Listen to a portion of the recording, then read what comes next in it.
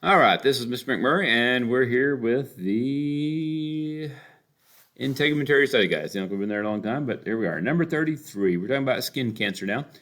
Three most important risks for skin cancer. Number one is exposure, overexposure to UV radiation. Okay, being outside, getting too much UV. Now, does getting a lot of sunlight necessarily give you cancer? Well, it just depends. Basically, all we're saying is that the more you're outside, the more UV hits your cell. It depends if it damages the DNA of the skin cells, and if it does damage the DNA of the skin cells, it has to actually damage the DNA genes that actually control cell division that we talked about earlier in the year.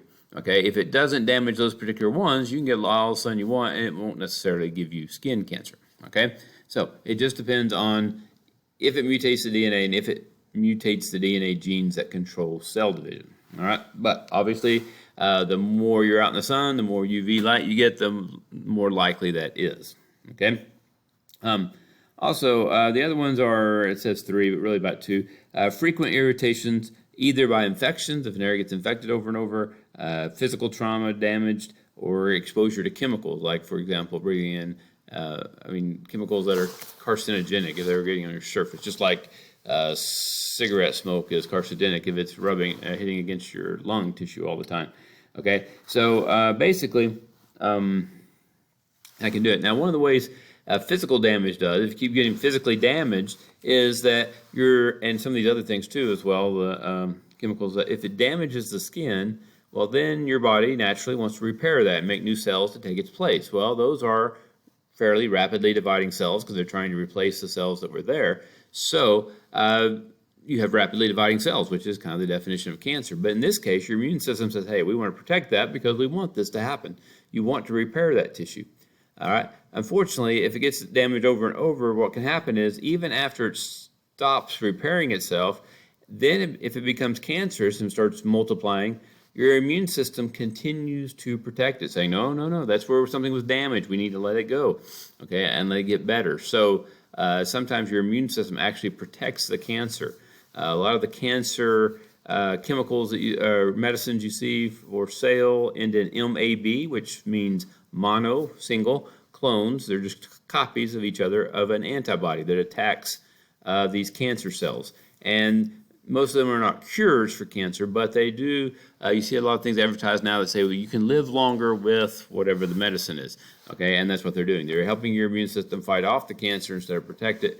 And so it doesn't like to completely get rid of it, but it does at least allow you to live longer. All right, type of skin cancer. We have three main ones. You have basal cell carcinoma. You see here, basal cell means it's on some of the basali, or the lowest level down there. Okay, it can go down into your hypodermis and the dermis down below it. So it actually goes down below that. And you may get kind of a little thing here, but since it's down underneath, it's not quite as gross looking. But they can metastasize or begin to spread throughout your body, but they're very slow to do that. And so usually people see it in time and can have it frozen off or removed somehow before it becomes a really issue there. And that would be number 2 on number 34. Cells at the lowest level invade the dermis and hypodermis, and then it will be slow to metastasize. All right, so it's not as dangerous. All right, squamous cell is more the epithelium or the top surface, and you can see why the sore-looking thing here is more up on the top, or it's called lesion. Just a little scabby, ulcerated-looking thing here. That's a lesion, and it's just on the surface, and therefore, one, it's easier to see. That's the good news. The bad news is it can metastasize.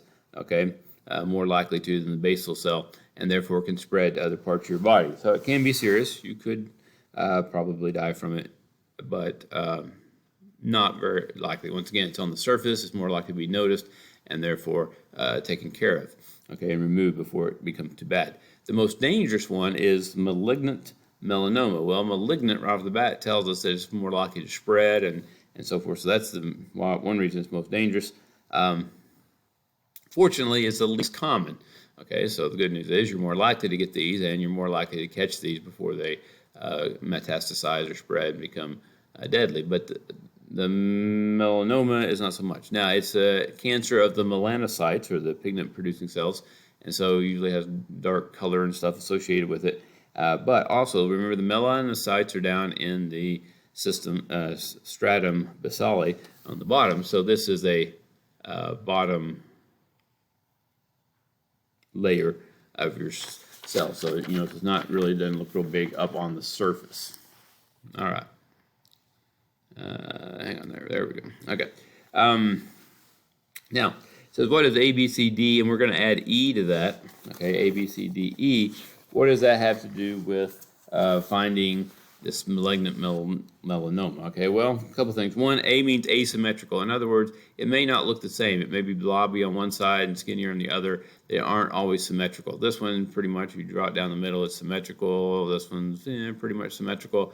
This one may not be so much, although it's kind of that. But a lot of times, if it's asymmetrical, blobbier on one end, smaller on the other, then that would more likely be a melanoma. All right, B, border irregularity. In other words, see how nice, smooth, round that one is. This one's still fairly round. This one, you see a bunch of jaggy things here on it. Okay.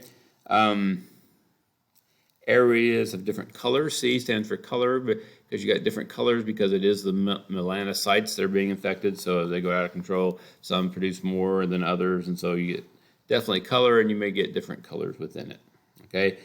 D, larger than 6 millimeters, which is diameter. So D stands for diameter.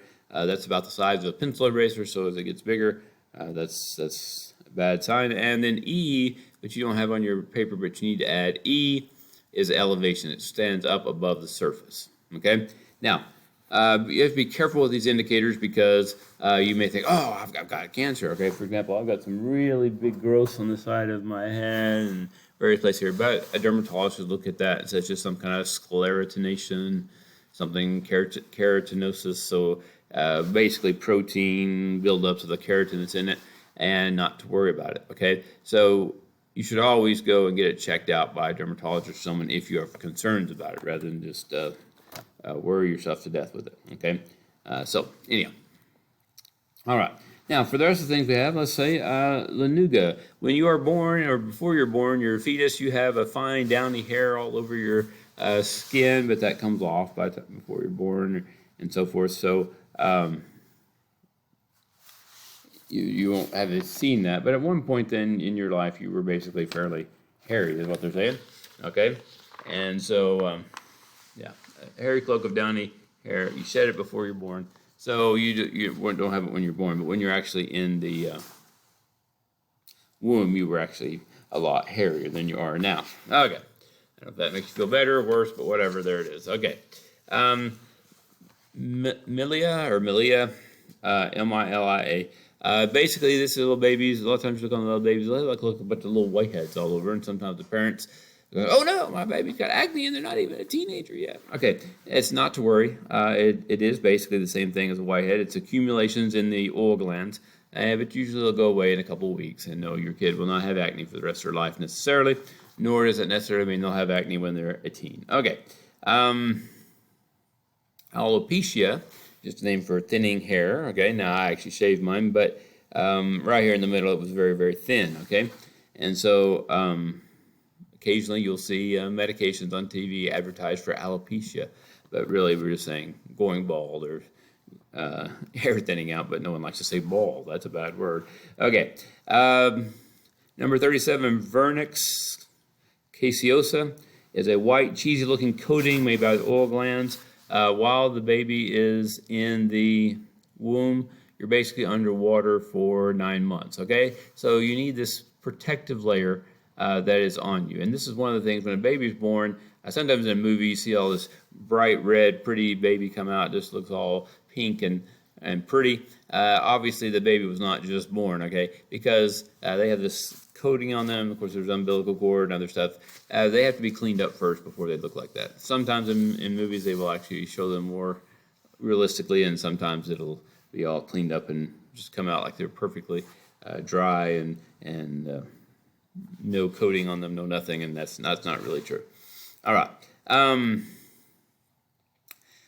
Going to the other end of the spectrum, that's the fetus. Let's go at the other end. As you get older, Basically, you get less subcutaneous fat, or the hypodermis gets thinner, less adipose tissue. So you tend to get colder easily. Older people tend to wear sweaters and jackets a lot of times when everyone else, and that's partly because their skin is thinner and there's not as much of the fat tissue underneath it, and so it does not keep them as warm. You also get less oil, so you produce less oil, so your skin tends to be drier and crack and thinner. It also gets thinner, and you have less collagen, which, if you remember, is the protein that has moisture, keeps moisture in your hair and your skin, and so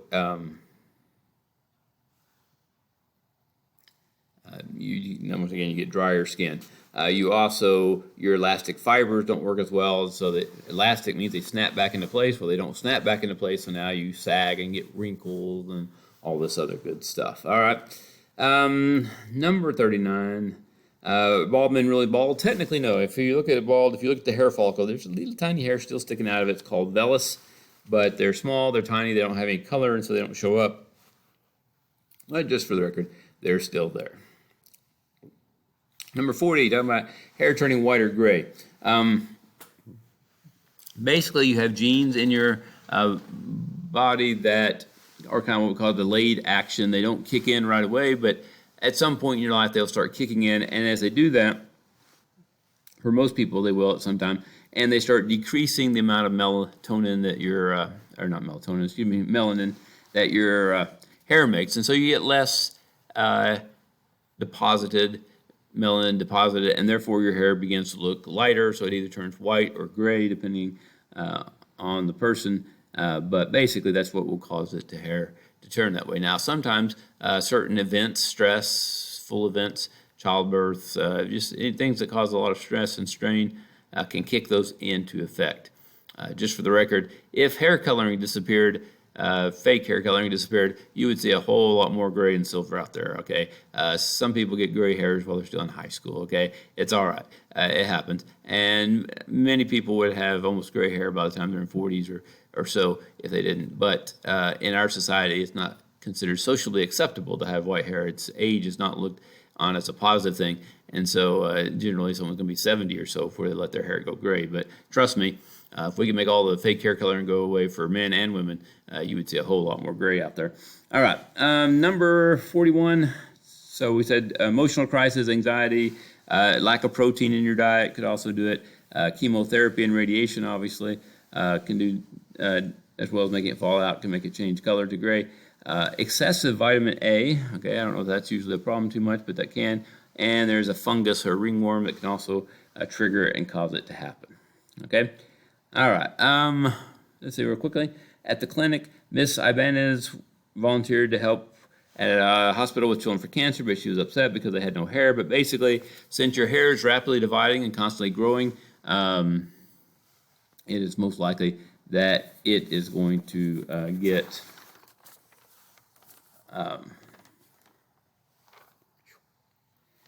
we one of the first things to be damaged by radiation treatment. So in cancer centers, a lot of times they lose their hair.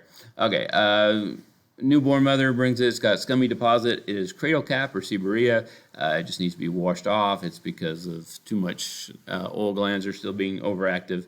And so that's that. Number 44, in hospital beds, they have to rotate the patients to prevent bed sores. Basically, because if you stay in one place for days, the bones press down in the same spot, cut off circulation, and eventually cause ulcers and so forth.